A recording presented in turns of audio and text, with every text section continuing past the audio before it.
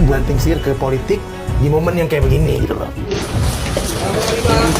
Dan kali ini para tersangka terus bertambah. Roy CS makin kelimpungan, bahkan nama-nama baru mulai diperbincangkan. Salah satunya adalah nama Aiman, yang mungkin kita masih ingat betul bagaimana forum debatnya benar-benar seolah mengakomodir Roy CS untuk bersuara dan seolah terkesan menyudutkan Pak Jokowi dan tim-timnya. Kemudian rekan-rekan, pada saat ini ternyata Roy Panji CS sudah menjadi tersangka dan membuat orang di sekelilingnya menjadi panik kelimpungan karena tentu saja takut terseret. Lantas bagaimana dengan host provokator yang doyan mengadu domba ataupun yang memang sengaja membuat gaduh terkait skandal tudingan ijazah palsu ini? Ayo deh kita kaji bersama-sama. Ahmad, bagaimana Anda bisa meyakini masyarakat bahwa yang sedang Anda dan Pak Roy lakukan saat ini bukan pembunuhan karakter terhadap Presiden? Jokowi ya, begini, yang namanya menuduh itu menyampaikan sesuatu tidak sesuai fakta. Ya. Kalau hari ini saya katakan Jokowi pembohong, ya memang banyak bohongnya dia. Cari saja di sosial media. Jadi kalau saya katakan Jokowi pembohong, banyak. 6.000 mobil SMK sampai sekarang nggak ada wujudnya. Apakah itu disebut menuduh? Ada faktanya, dia bohong. Nah, kalau saya kemudian tidak suka kebohongan, boleh. Bahkan dalam Islam, kita itu diperintahkan tidak suka dengan kebohongan, kezaliman, dan mengontrol. Nah, diantaranya yang mengingatkan saudara Joko Widodo, Pak Jokowi, ojo tukang ngapusi, becek ketite olo ketoro, kabeh mesti ngunduh wahing pakerti. Ini bagian dari kontrol dari filosofi Jawa yang mendalam. Kalau tahu filosofi Jawa. Saya kebetulan nggak ngerti, Pak. Artinya adalah setiap yang menanam pasti akan menuai. Setiap orang mau disembunyikan bangkai seperti apapun nanti juga akan ketahuan belangnya. Dan saya mau bicara begini, kita itu jangan membangun keyakinan dengan taklid buta. Keyakinan itu ada dua. Pertama dimensi empirik, yang kedua dimensi transenden. Kalau kita bicara dimensi transenden, keimanan kepada malaikat, surga, neraka, itu dasarnya dalil sam'i. Kita yakin ada Al-Quran, ada As-Sunnah. Selesai, nggak perlu melihat langsung. Tapi ini empiris loh. Ijazah itu empiris. Dari mana kita meyakini ijazah itu asli? Oh, barangnya nggak pernah lihat. Itu taklid buta namanya. Dan orang-orang yang taklid buta ini nggak sehat secara nalar gitu. Jadi jangan dipaksakan kami menjadi orang yang taklid buta, bodoh, meyakini sesuatu yang empiris, yang terindra, tapi kami tidak pernah melihatnya, lalu kami yakini itu ada. Ini kan cuti jadi wartawan, tapi sampai kapanpun jiwa gue tetap wartawan. 1, mengatakan kebenaran, 2, berbasis data, dan 3, tetap konsisten dengan itu. Tapi banting setir ke politik di momen yang kayak begini gitu loh. Ini nggak omon-omon. Ketika wali kota, dia masih wali kota. Dia sendiri punya situs di situs wali kota. Namanya Prokompim. Ya, itu protokol dan komunikasi pimpinan kota Surakarta. Wali kotanya Gibran waktu itu.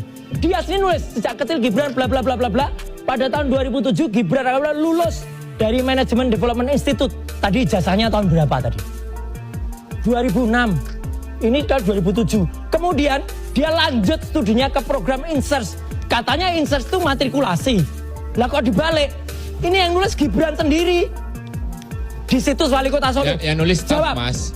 Yang nulis itu staf protokol namanya. Loh, lah ya di bawah Gibran, wali kotanya siapa? Siapa yang menulis? Ya, wali kotanya siapa? Kalau Prokopim ini yang nulis Mas. Loh ya wali kotanya siapa? Wali kotanya namanya siapa? Yang Mas Roy permasalahkan kan soal tahun ya. Loh enggak, itu datanya ini aja. dia Kan di bawah sesuai itu. dia. Mana sesuai? Enggak sesuai. Ini kebalik, Bro. Ini kebalik. Jadi seolah-olah dia MDHS dulu. Aduh. Terus dia lanjut ke UTS. Aduh. UTS-nya padahal matrikulasi. Kan berkali-kali dijelaskan. Kan salah. Ini kebohongan publik. Berkali-kali dijelaskan, Mas Roy. Pembohongan publik. Nah, yang jelas rakyat tahu ini pembohongan publik yang dilakukan Gibran Raka Buming Raka. Enggak, berkali-kali ini nggak nyambung, Mbak. Udah, kita nggak bilang usah kalau komentar. seandainya Nyambung, sekolah udah, dari udah, Indonesia aja lah, masuk ke luar negeri, kita harus foundation dulu. Nggak ngerti. Loh, mana Kita ngomong dulunya mana? kita ngomong apapun emang nggak nyambung, ya udah. Lah ya ini nggak nyambung, Gibrannya nggak nyambung. Jaka sembung bawa bolok. Nggak Nggak nyambung, mohon maaf. Ini tidak konsisten data saja, Iya. kesalahan penulisan, Iya. atau menurut Mas Roy ada yang kemudian sengaja mensinkronisasi. Sengaja mensinkronkan data. Situs ini di bawah wali kota namanya Gibran Raka Buming. Kalau dia nggak ngerti, ya mungkin kayak bapaknya. Saya nggak pernah baca. Gitu, mungkin kayak gini nih. Ya, yang jelas ini situs wali kota Solo ketika Gibran jadi wali kota dan ini terpampang bertahun-tahun seolah-olah Gibran itu MDIS dulu, S1 dulu baru seterusnya lanjut. Itulah yang kemudian di-quote oleh Sekretariat Negara. Ya, jadi artinya kebohongan dan pembohongan terjadi. Itu Mas. Udah. Ya udah itu kebohongan. Buktinya, itu pembohongan masuk yang dalam ada nanti tadi pemaksulan. yang mana, Pak? Yang ada yang nanti tadi tanya mana buktinya ada tapi Ini nanti. data. Ini aja. jelas data. Ini Mana? aja. Iya. Oh, Ini banyak. aja. Itu nggak foto Apalagi? tadi saya nggak. Banyak. Loh, Kan ini udah diuji data dari semua. Anda mana? Ini kan udah diuji di KPU. Mana datanya Loh, mana? Berlapis-lapis. Bahwa tidak ada. KPU bisa ada Diploma. salah. Nah, KPU udah salah. Nyalain KPU lagi. KPU salah. Apalagi yang salah, Mas? Bawaslu. Nyalain KPU, nyalain MK. Bawaslu, MK. Bareskrim, Terus apa lagi yang salah? Bareskrim, PUD, KPU, Terus nyalain ujung. Memang salah? Tidak Ya. hati, tidak profesional. Kementerian Salah. Pendidikan. Ya, KPU berkali-kali salah. Mau terima versi seorang Roy Suryo.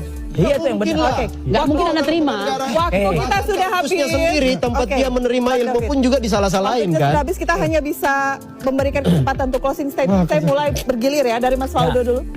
Ya, Pak Roy, ini udah minggu ketiga saya ngadepin Pak Roy. Ya, saya udah coba bermacam-macam jurus untuk ngadepin Pak Roy. Bukan gagal, berkali-kali Pak Roy juga nggak bisa jawab. Tapi saya menghargai upaya Pak Roy. Saya menghargai karena kita bebas berekspresi. Namun Pak Roy, kalau nanti kebenaran Pak Roy temukan, ya, nanti mudah-mudahan Pak Roy juga akan menunjukkan sendiri bahwa apa yang Pak Roy sampaikan, apa yang Bapak lakukan, ya, itu tidak sesuai dengan kenyataan. Ya, jadi hari ini proses sudah terjadi, KPU, Bawaslu, lembaga negara lainnya. Jadi saya turut mendoakan Pak Roy, semoga sehat selalu. Amin. Ya, semoga Amin. Pak Roy juga menemukan kebenaran. Oh semua. Kalau pada akhirnya ini menjadi gerakan, tadi Bang Refli menyetir ini jadi gerakan politik, mudah-mudahan jadi parpol. Saya doakan. Ya, Wah, saya doakan. Saya doakan. Ya, saya doakan Pak Roy, Ibu, Bapak semua mudah-mudahan sehat selalu, Baik. sukses. Ya, good luck, semangat. Jangan salahin orang mancing. Makasih. Bentuk serangan bertubi-tubi ke Jokowi. Tapi dari judulnya aja Mas, ini buku judulnya Jokowi Dark. Oh iya. Ya pasti Pak Roy sudah mempertimbangkan lah Mas. Apa yang dilakukan pasti ada pro dan kontra. Dan memang ini kan nggak berhenti-berhenti Pak Roy-nya. Saya kan termasuk orang yang bilang Pak Roy sudah lah. Pak Roy ini kalau ibarat sutradara ini bikin krunya tuh nggak kelar-kelar nih syutingnya nih. Saya bilang kan, kapan nih endingnya Pak Roy? Gitu kan. Karena kan ternyata skenario-nya banyak Pak Roy ini. Kan sudah ke Makom, nanti kemana lagi, ke sana kemari. Tapi tentunya ini menjadi kritikan juga bagi Pak Roy dan kawan-kawan. Bahwa ketika ya Pak Roy mungkin memiliki kebenaran versi Pak Roy. Tapi kan kawan-kawan juga memiliki kebenaran. Ya kebenaran versi kawan-kawan kan kalau soal ijazah sudah nih UGM, Polri, lain-lain gitu kan. Soal silsilah Pak Jokowi sudah dijelaskan A, B, C, D, F, G, H. Mas Gibran bilang thank you, makasih Pak sudah mendoakan keluarga besar kami. Tentunya kan itu direspon positif sama Mas Gibran. Lagi-lagi Mas, kalaulah ini ujungnya buku Jokowi Dark File tadi, ini kampanyenya paten sekali Mas. Kalau di situ kan profilnya kan dokter.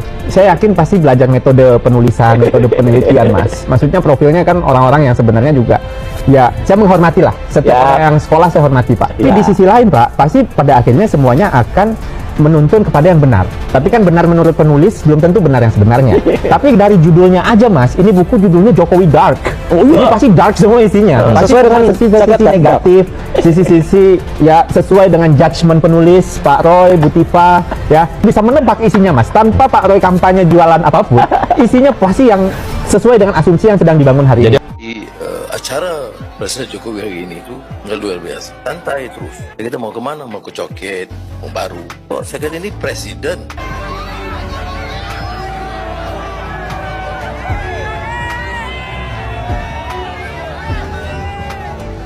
Itulah sosok Presiden Indonesia ini.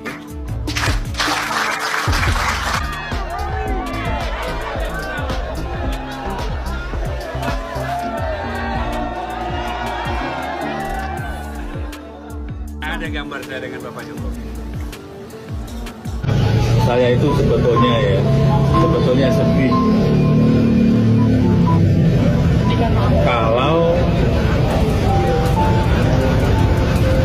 proses hukum mengenai ijazah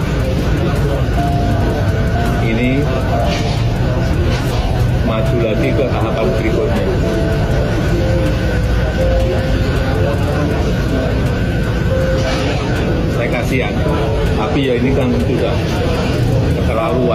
Jadi ya kita tunggu proses hukum. Jadi saat ini Mas, gitu. Sebenarnya Bapak itu nggak mau lapor gitu. Bapak itu benar-benar karena gini, bayangkan yang tadi saya sampaikan ya, dari 2019 atau 18 sampai ada gugatan sampai dengan 2025 ini pun Mas, Bapak tuh masih benar-benar aduh masa saya lapor, tapi selama ini saya diam, terus saya dihina, terus saya difitnah-fitnah, makan udah semakin tidak terkontrol gitu kan. Nah, Bapak sedih harus melapor, harus menempuh jalur hukum ini. Ya, sebenarnya dia sedih untuk menempuh jalur ini, tapi hal ini terpaksa untuk jadi pembelajaran bahwa gini loh, tidak boleh kita sembarang-sembarang itu untuk menuntut orang membuka data pribadinya ke muka umum. Gitu. Apalagi dengan situasi seperti ini, bayangkan ada seorang pejabat atau menteri atau siapapun dia, terus hanya datang di demo, terus ijazahmu palsu. Loh, palsu gimana? Ya udah tunjukin. Ya, apa gitu.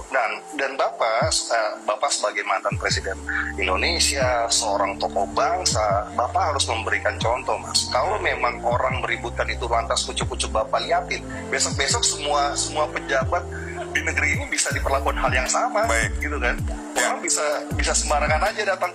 Itu Pak Jokowi aja mau menunjukkan, masa Bapak tidak. Nah, itu kan akan menjadi presiden yang sangat buruk kan. Baik, Bang Andra, kalau misalnya gini, katakanlah saya pakai analogi ya. Misalnya tadi ketika dikatakan hasil uji lapor ini dinyatakan bahwa ijazah ini identik. Kita tidak bilang asli tapi identik. Terus keputusan dari hakim di pengadilan menyatakan bahwa ijazah ini asli. Apakah juga nantinya akan dibuka ruang bahwa Bapak ini akan memaafkan orang-orang yang melaporkan dirinya gitu terkait dengan ijazah palsu dan seterusnya, karena ya sudah masyarakat sudah tahu bahwa ijazah itu memang benar-benar asli. Apakah sampai goalsnya di situ atau harus ada yang masuk bui nih untuk memberikan efek jerah? Mohon maaf Mas, saya belum bisa berkomentar mengenai apa nanti keputusannya Bapak ya, apakah ya ini bisa berdamai apa tidak. Tapi itu nanti mungkin saya lihat itu nantilah. Perkara ini masih sangat apa ya, masih sangat awalnya, masih awal banget, masih tingkat penyelidikan, dan saya juga belum tahu Mas apakah ini akan lanjut ke tahapan persidangan apa tidak. Dan itu ya, sekarang sudah ada proses laporan polisi yang sedang berjalan, dan kami selaku tim kuasa hukum menyerahkan seluruh proses, dan kami pun tidak mau berkomentar terlalu banyak, jangan sampai mengganggu jalannya proses penyidikan Mas. Baik, proses hukum ijazah dari Pak Jokowi ini terus berlanjut. Terima kasih Bang Andra Reinhardt Pasaribu telah berbagi informasi kepada kami. Sehat dan sukses selalu. Mengumumkan hasil gelar perkara terkait kasus tudingan ijazah palsu Presiden ke-7 Indonesia Joko Widodo. Ada 8 orang ditetapkan sebagai tersangka. Kasus tudingan ijazah palsu Presiden ke-7 Indonesia Joko Widodo, polisi tetapkan 8 orang sebagai tersangka. Sebelumnya, Joko Widodo telah melaporkan dugaan fitnah terkait dirinya ke Polda Metro Jaya dengan jeratan pasal 310 dan 311 KUHP, pasal 27A, Junto 32, serta pasal 35 Undang-Undang tentang Informasi dan Transaksi Elektronik atau UU ITE. Berdasarkan hasil penyidikan, kami menetapkan 8 orang sebagai tersangka yang kami bagi dalam 2 klaster. Antara lain, 5 tersangka dari klaster pertama, yang terdiri atas bersama ES, KTR, MRF, RE, dan BHL. Untuk tersangka dari klaster ini dikenakan pasal 310 dan atau pasal 311 dan atau pasal 160 KUHP dan atau pasal 27A junto pasal 45 ayat 4 dan atau pasal 28 ayat 2 junto pasal 45A ayat 2 Undang-Undang ITE. Untuk klaster kedua, ada 3 orang yang akan ditetapkan sebagai tersangka, antara lain atas nama RS, RHS, dan sudah jelas ada bocorannya. Ketika nanti putusan pengadilan ya menyatakan bahwa berdasarkan bukti-bukti para penggugat tidak memiliki bukti valid, sedangkan pihak Pak Jokowi punya bukti valid dari pihak UGM, dari KPU dan segala macam, maka dinyatakan sah. Sekarang ini ya sudah mulai mereka menjatuhkan yang namanya pengadilan. Mereka akan bilang bahwa pengadilan akan memutuskan, karena ada putusan pengadilan yang mengatakan ijazah Pak Jokowi asli, sehingga mereka akan menyebarkan ya bahwa pengadilan sudah diintervensi oleh pemerintah, pengadilan sudah diatur. Ini akan mereka lakukan sebelum kejadian, mereka akan lakukan itu. Ya. Coba nanti kita lihat, karena tujuannya bukan Pak Jokowi.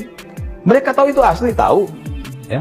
Cuma karena mereka ingin merusak, ya, membuat kegaduhan, melalui Pak Jokowi, sasaran antara kan, Pak Jokowi itu hanya sasaran antara. 1000% mereka tahu itu asli. 1000% mereka tahu Pak Jokowi tidak bohong. Tapi Pak Jokowi adalah objek yang sangat tepat untuk membuat kegaduhan di negara ini.